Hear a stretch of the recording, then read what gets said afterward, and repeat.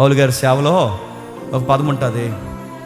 పాపం ఆయన బాధపడుతూ రాస్తాడు, ఆసియా ప్రాంతానికి అందరు నన్ను విడిచి వెళ్ళిపోయారు, ఎవ్వరు నా దగ్గర లేరు, నా దగ్గర కడ వరకు ఈ రోజుకి నాతో నిలబడి ఉన్నది ఎవరైనా ఉన్నారంటే నా చేయబట్టుకు నిలబడిన ప్రభు తప్ప ఇంకెవరు నాతో లేరు. తెలిసి రాసాం తెలియక రాసాం, కానీ మన పాటలో మొదట్లైనదేనండి, మనుషులు ఎప్పుడు నీతో.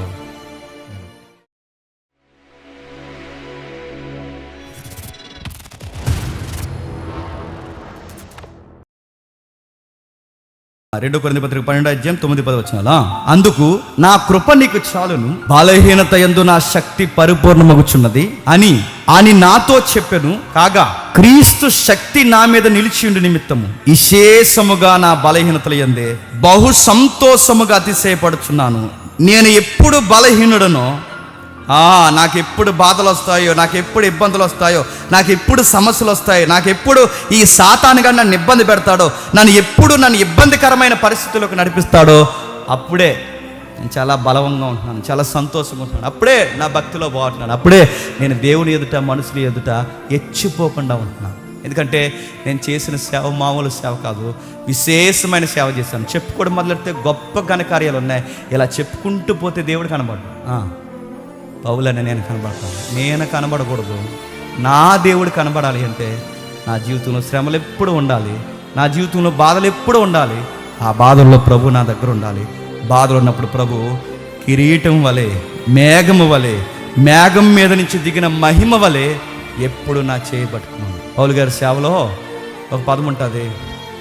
పాపం ఆయన బాధపడుతూ రాస్తాడు, ఆసియా ప్రాంతానికి అందరు నన్ను విడిచి వెళ్ళిపోయారు, ఎవ్వరు నా దగ్గర లేరు, నా దగ్గర కడ వరకు ఈ రోజుకి నాతో నిలబడి ఉన్నది ఎవరైనా ఉన్నారంటే నా చేయబట్టుకు నిలబడిన ప్రభు తప్ప ఇంకెవరు నాతో లేరు.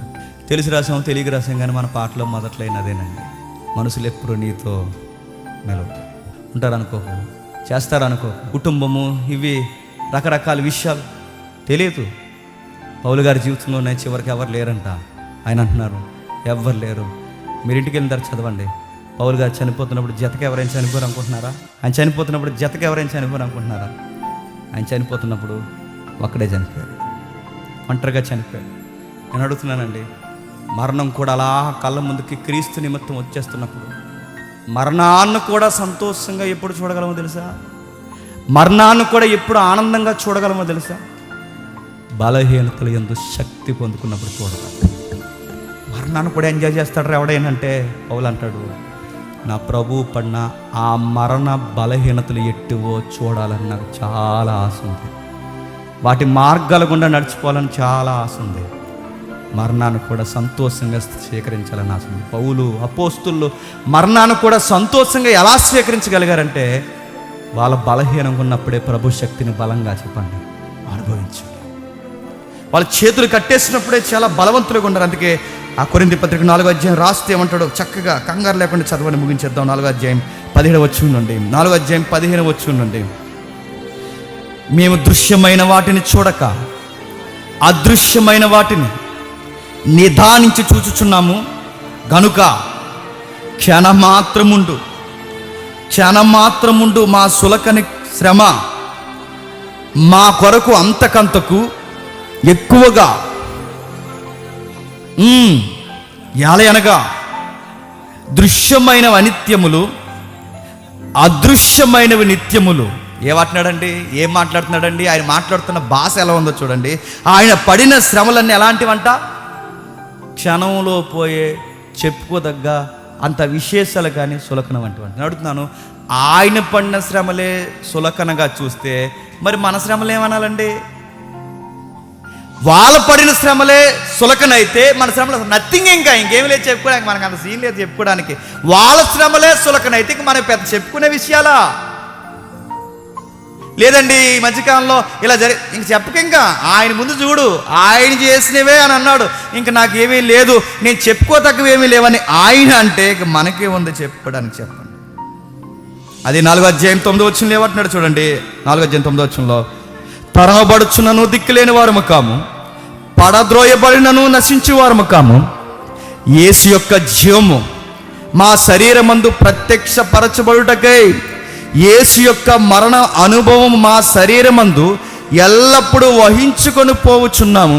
ఏలయనగా యేసు యొక్క జీవము కూడా మర్త్య శరీరమందు ప్రత్యక్షపరచబడినట్లు సజీవులమైన మేము ఎల్లప్పుడూ మీ నిమిత్తము మరణమునకు అప్పగించుచున్నాము. మరణాన్ని కూడా ఎవడానికి అప్పగా చెప్పుకుంటాడండి? ఎవడ చెప్పుకోడండి? ఇలాంటి సెపరేట్ కేసుల్లోనే ఇలాంటి భక్తులు తప్ప ఇంకెవడ చెప్పుకోడండి. బ్రదర్, ఒక 2 రోజుల్లో చచ్చిపోతాం బ్రదర్, నవ్వుతూ చెప్తున్నాను కానీ అడిగి ఎలా ఉంటుందండి? ఎందుకు చెప్పేస్తున్నారు సార్ అంటే, శవ కోసమే చంపేస్తున్నారు బ్రదర్, ఇంకా ఇసుకుపోయాను, చచ్చిపోతాను, నాకు అర్థమైంది అన్నప్పుడు ఎలా ఉంటుందండి? చావును కూడా సంతోషంగా చెప్పుకునే స్థాయి ఎవరికి వస్తుందంటే, ఆత్మీయంగా ఒక మెట్టి ఎక్కినోడికి వస్తుందండి, అందరికి రాదండి. నీకు 2 మోసంస్ అయితేనే కంగారు అయిపోతున్నావు అంటే నీ ఆత్మీయ జీవితం ఎలా ఉందో నీకు అర్థం అవ్వాలి. నీకు చిన్న చలిజ్వరం వస్తే నువ్వు చాలా కంగారు అయిపోతున్నావు అంటే నీ ఆత్మీయ జీవితం ఎలా ఉందో నీకు అర్థం అవ్వాలి. నీ జీవితం గుర్తుపెట్టుకో, నీ ఆత్మీయ జీవితం ఎంత ధైర్యం కూడా తెలుసా? చావా రానే, దాన్ని కూడా నేను ఎంజాయ్ చేస్తా. ఐసీయూలోకి తీసుకెళ్తారా? తీసుకెళ్ళనే, దాన్ని కూడా ఎంజాయ్ చేస్తా. రోడ్డు మీద పడతానా? పన్నే, దాన్ని కూడా ఎంజాయ్ చేస్తా. చావును కూడా స్వాగతిస్తా. ఎందుకు చెప్పనా? ఓ మరణమారా, నువ్వు వచ్చి నన్ను ఏం చేస్తావు? వచ్చేయి, నేను త్వరగా ఈ శరీరమును విడిచి నా క్రీస్తుతో ఉండాలని విశేష ఆశ కలిగిన వాడే జీవిస్తున్నా. మనం ఏ శ్రమలు ఉంటాయి చెప్పనా? వస్తారు, కొంచెం ప్రార్థనలో పెట్టండి పాస్టర్ గారు అంటారు. ఏమైందమ్మా అంటే, వడ్డీకి అప్పిచ్చామండి, ఆ ఎదవ ఇవ్వట్లేదు. పోనీ వడ్డీ ఇవ్వకపోతే పోయాడండి, అసలైన ఇచ్చేలా కొంచెం ప్రార్థన చేయండి. అది కదమ్మా అంటే, అది అసలు అంటే కొంచెం ఆ పావల వడ్డీ అని ఇచ్చేలా నేను అడుగుతున్నాను. ఏంటి నీ వడ్డీ కోసం అంట చెప్పండి. మేము ప్రార్థన చేయాలంటే ఆ వడ్డీని ఏమనుకుంటారు చెప్పనా? అదో పెద్ద శ్రమ అనుకుంటారండి. ఆ శ్రమ సేవ నిమిత్తం వచ్చిందా? ఆ శ్రమ నీ లేనిపోని నీ సంతోషాలకు పోయి నువ్వు అప్పులు చేసుకుంటే వచ్చిందా? చెప్పు. ఇది సేవ నిమిత్తం వచ్చిన శ్రమ కాదు. మీరు శ్రమలు చెక్ చేసుకోండి.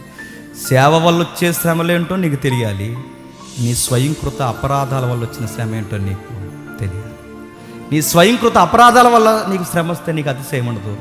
అదే సేవ నిమిత్తం, ప్రభువు నిమిత్తం, సహవాస నిమిత్తం నీకు శ్రమ వస్తే ఆ శ్రమ నీకు ఎలా ఉంటుందో తెలుసా? ఎక్కడో తెలియని సంతోషం. అందుకే అంటున్నాడు, మా అల్టిమేట్ గోల్, మా చివరి ఆశ. ఇక చివరిగా పౌలు గారు మీరు ఏం కోరుకుంటున్నారని అడిగితే పౌలు గారు అంటున్నారు, ఈ టైంలో సార్ నదులు అయిపోయినాయి, సముద్రాలు అయిపోయినాయి, ఆపదలు అయిపోయినాయి, సహోదరులు అయిపోయారు, బంధువులు అయిపోయారు, అన్నీ అయిపోయాయి సార్, ఇంకొకటి ఉండిపోయింది సార్ లాస్ట్లో. ఇక అన్నీ అయిపోయింది సార్, ఇంకా లాస్ట్లో ఒకటి ఉండిపోయింది సార్. ఏంటి సార్ అని అడిగితే, ప్రభులాగే చచ్చిపోతే బాగుంది సార్, అదొక్కటి జరిగిపోతే నా జీవితం చెప్పండి సంపూర్ణం అయిపోతుంది. ఎవడన్నా కోరుకుంటాడండి ఇలాంటి ప్రార్థనలో?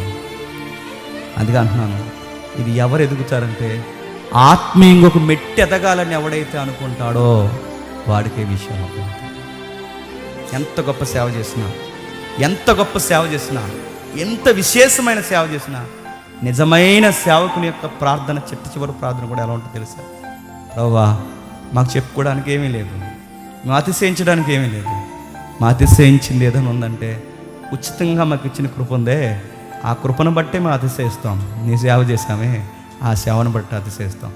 మా గురించి చచ్చిపోయే ముందు కూడా మేము చెప్పుకోవాలనుకుంటే ఏముంది ప్రభువా, మేము పాపులం తప్ప ఇంకేం లేదు. ఈ వీడియో చూడండి, మీకు ఏడుపు వస్తుంది. ప్రపంచమంతా దద్దరలు కొట్టిన సేవకుడు అండి. సౌండ్ పెట్టు ఒకసారి ఆప్ చేయి. ప్రపంచమంతా గొప్ప సేవ చేసినాడు, ప్రపంచమంతా గొప్ప సేవ చేసినాడు. ఆయన మీటింగ్ పెడితే ఫుట్బాల్ స్టేడియం నిండిపోయింది. అమెరికా గవర్నమెంట్ సేక్ అయిపోయింది. గవర్నమెంట్లన్నీ అండర్ ఒకే లైన్లోకి వచ్చేసినాయి.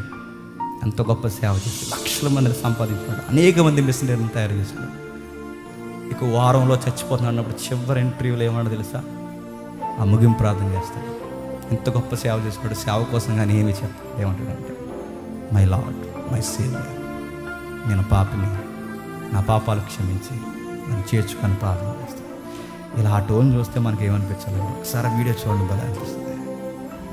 And because of the hope we have in Jesus, we can all be in heaven someday forever. But first, there must be a decision here and now in this life. I'm going to ask you to pray this prayer. Dear Heavenly Father, I know that I'm a sinner, and I ask for your forgiveness. I believe you've died for my sins and rose from the dead. I turn from my sins. I repent of my sins. I invite you to come into my heart and life. I want to trust and follow you as my Lord and Savior. In Jesus' name, amen. ప్రార్థన చేశాడు, 2-3 రోజులు చచ్చి ఎంత సేవ చేస్తున్నాడు, ఎంత గొప్ప సేవ చేస్తున్నాడు. చిట్ట చివరిలో కూడా ఏమనుకుంటున్నాడు తెలుసా? నేను పాప. 4 రోజులు మందిరానికి వచ్చిన వాళ్ళు మనం ఏం చేస్తాం చెప్పండి? అందరినీ పాపులు ఉంటుంది. ఇంత విశేషమైన సేవ చేసిన వాళ్ళు ఏమన్నా తెలుసా? చచ్చిపోయే ముందు రోజు కూడా నేను ఫాలో అయ్యాం, నేను వెంబడించాం. నాకు అర్థమవుతుంది ప్రభువా, నీ కృప మాకు కావాలి, నీ దయ మాకు కావాలి. మేము పాపాత్మం, నువ్వు మమ్మల్ని స్వీకరించకపోతే, ఆదరించకపోతే మేమేమైపోతాం? మమ్మల్ని రక్షించేది ఇదేది కాదు ప్రభువా. చచ్చిపోరండి. అలాగే నేను మళ్ళీ చెప్తున్నాను, పక్కవారి మీద అతిశయించండి. విశేషముగా మీరు ఎన్ని చేసినా ఎక్కడ చెప్పుకోకండి. మీరు ఆత్మీయంగా బాగున్నప్పుడు ఆత్మీయంగా బలహీనంగా ఉన్న వారికి పేర్లు పెట్టకండి. ఇంత ఆత్మీయంగా ఎదిగిన వాళ్ళే ఎవరికి పేర్లు పెట్టకుండా మాకేముంది సార్ చెప్పుకోవడానికి, పాపాత్మలు తప్ప అని ఏలే అంటే 4 మీటింగులకి 4 వాక్యాల కింద తమ్ముడు చెప్పాడు కదా, 4 ప్రార్థనలకి 4 పాటలకి ఒక సీనియర్ట్ వచ్చేసరికి మనం అందరం పేర్లు పెడతామంటే మీరు గమనించండి.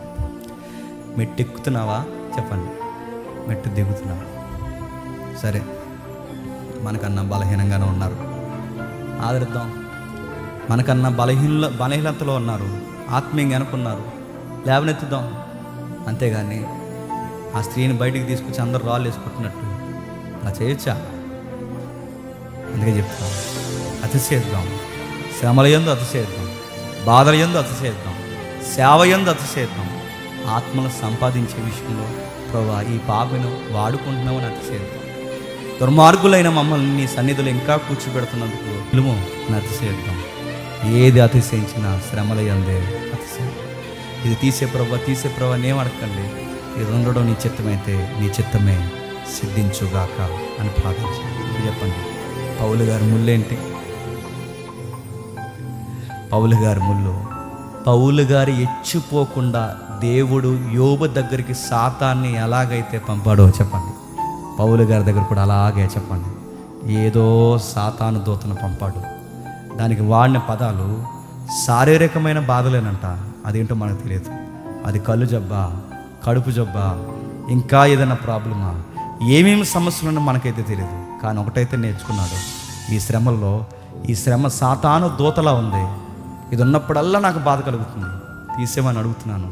కానీ తప్పదు ప్రభువా, అది ఉండడమే నీ చిత్తమైతే నీ చిత్తమే సిద్ధించుగాక. ఈటి